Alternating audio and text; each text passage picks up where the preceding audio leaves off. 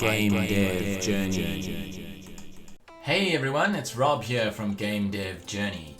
I wanted to make this video to encourage you to support the current Kickstarter campaign being run by the GDQuest team.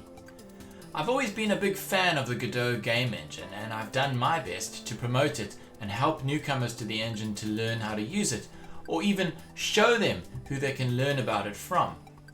Usually I try to promote smaller Godot educational channels, but Nathan and the team at GDQuest are putting together a really amazing tool to help people learn how to code and make games at the same time.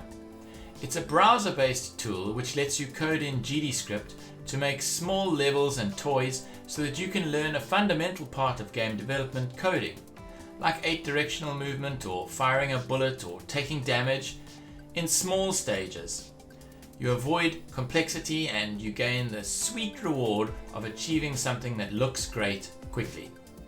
I've personally backed the Kickstarter, and although they have already exceeded their funding goal, I still think it's a project worth supporting.